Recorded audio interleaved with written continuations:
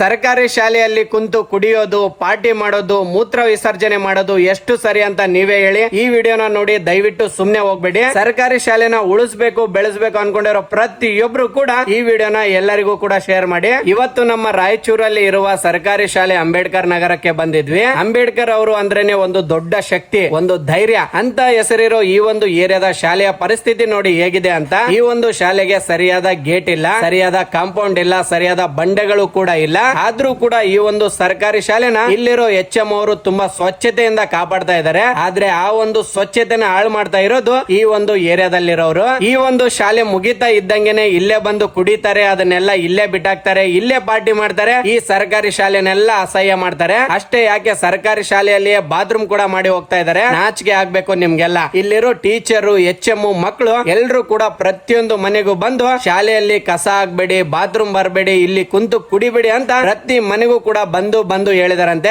ಆದ್ರೂ ಕೂಡ ನೀವು ಬದಲಾಗಿಲ್ಲ ಅಂದ್ರೆ ನಿಮ್ಮಂತವ್ರಿಗೆಲ್ಲ ಏನಂತ ಕರಿಬೇಕು ಅಂತಾನೆ ನನಗೆ ಗೊತ್ತಾಗ್ತಾ ಇಲ್ಲ. ಅಂಬೇಡ್ಕರ್ ನಗರ ಅಂದ್ರೆ ಹೆಂಗಿರ್ಬೇಕು, ಇಲ್ಲಿರೋ ಶಾಲೆ ಅಂದ್ರೆ ಎಷ್ಟು ಸ್ವಚ್ಛತೆ ಆಗಿರ್ಬೇಕು ಅಂತ ನೀವೇ ಇನ್ಮೇಲೆ ಡಿಸೈಡ್ ಮಾಡಿ. ದಯವಿಟ್ಟು ನಮ್ಮ ಸರ್ಕಾರದವರು ಈ ಒಂದು ಶಾಲೆಗೆ ಅಗತ್ಯವಾಗಿ ಬೇಕಾದ ಕಾಂಪೌಂಡ್ ಮತ್ತೆ ಗೇಟು ಹಾಗೆ ಶಾಲೆಯ ಪರಿಸ್ಥಿತಿನ ಸರಿ ಮಾಡಿ ಕೊಡಬೇಕು ಅಂತ ಈ ಒಂದು ವಿಡಿಯೋ ಮುಖಾಂತರ ನಾನು ದಯವಿಟ್ಟು ನಿಮ್ಮಲ್ಲಿ ಕೇಳ್ಕೊತಾ ಇದ್ದೀನಿ. ಹಾಗೆ ಈ ಒಂದು ಏರಿಯಾದಲ್ಲಿರೋ ಪ್ರತಿಯೊಬ್ರು ಕೂಡ ನಿಮ್ಮಿಂದ ಆದ್ರೆ ಈ ಸರ್ಕಾರಿ ಶಾಲೆನ ಉಳಿಸಿ, ಆದ್ರೆ ಯಾವತ್ತು ಕೆಡ್ಸೋಕ್ ಹೋಗ್ಬೇಡಿ.